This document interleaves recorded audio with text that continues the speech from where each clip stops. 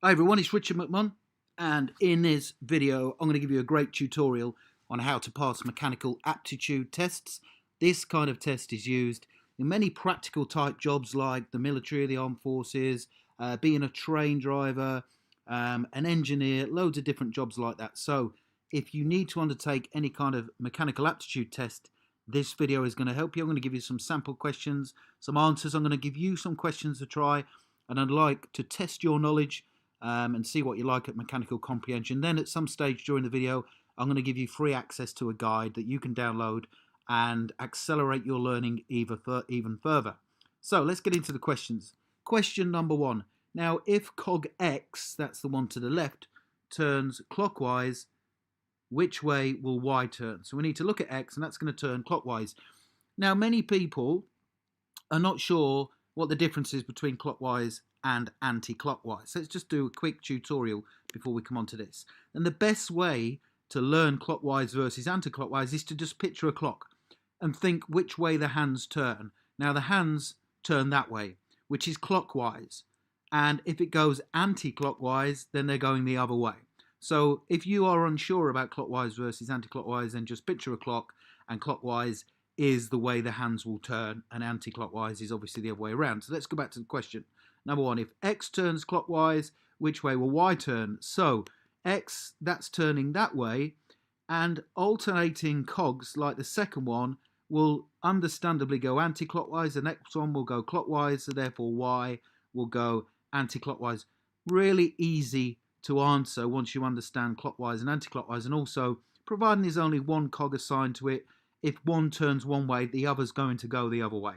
Okay, so you can work out that kind of question relatively quickly. So, question number two, you guys, I want you to have a go at this and answer this yourself. If cog B, the large one to the right, turns anti-clockwise, which way will cog A turn? So, put your answer to question two in the comment section below the video, please.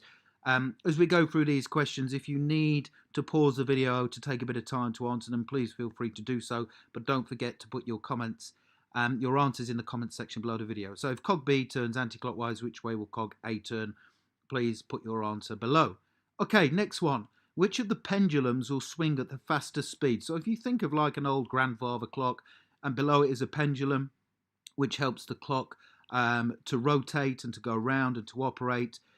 Which of the pendulums out of A, B, C, D, and E will swing at the fastest speed? Now, there's one simple rule with pendulums, and that is the higher up the bar is, the faster it will swing. Okay, so if some of you are thinking, what am I talking about with regards to bar? These are all the bars. Okay, and the one at the highest next to the actual pendulum and the round circle part will be the one that goes fastest. So the answer is, of course, D. Okay, so that's the one that will swing at the fastest speed. Question number four, which cog will make the most turns or the most number of turns in 30 seconds? Now, the time limit here is largely irrelevant. They're basically saying to you which cog will make the most turns in a given time period. And it is B. And the answer is because the smallest cog will make the most turns in a given time period, because it's smaller. And if you've got cogs in this kind of question that are similar in size, and one looks maybe that it's smaller, just count the number of teeth. Okay, just quickly count the number of teeth on the cogs, and the smallest one will spin the most turns in a given time period. Question 5. Now this is a tough one that I want you guys to have a go at.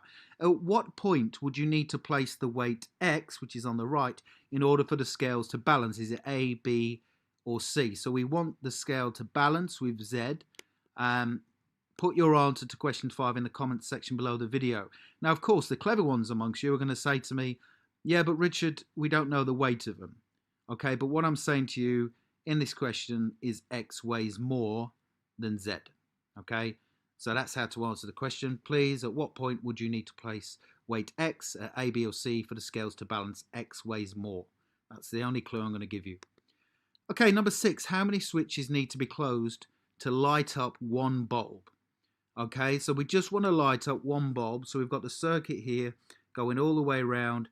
If I close one switch there, we're still not going to be able to make the circuit because the other 3 are open. Therefore, just to get one light bulb to actually open and to operate, we need to close 2. Okay, and actually if we do close 2, we will get 2 light bulbs. So if I close the top one and the bottom one, then we'll get the top and bottom lights that will come on. Question 7, here's a trickier one, getting more in depth now. If bar X moves to the left, which is that way, which way will bar Y at the bottom move? So if X is going to the left, then we can work out that the large cog that's attached to it will go anti-clockwise, which means the one next to it will go clockwise, the next one anti-clockwise, that one will go obviously clockwise, and therefore Y will also move to the left. Okay, so you just need to be able to practice these, and I'll tell you where you can practice them in a second. Loads of these questions in your head. Question 8. I want you to have a go at this one, please. This mechanical aptitude test question. Which of the shelves can carry the heaviest load? Is it A or is it B? Tricky one. Which of the shelves can carry the heaviest load? Okay, A or B. Question 9. If water was poured in at point Z, which tube would overfill first? Now, because Y is at a lower point than X, therefore the water would overflow there first of all. Question 10. Which rope, A, B or C, would be easiest to pull the weight over with? Now, with regards to this, it all depends on the distance away from the rope, but also the height above the load. Generally, the higher above the load that the line is, it's easier to pull over. So the answer there is A. With this kind of question, it very much depends on the distance as well. How far you've got from where the rope is and the distance across. So if A was down here, say close, that wouldn't be easy. But because they're equidistant across, the one that's highest up is easier to pull the load over with. Question 11, I want you to have a go at this. If cog 4 turns anti-clockwise, which other cogs will also turn anti-clockwise?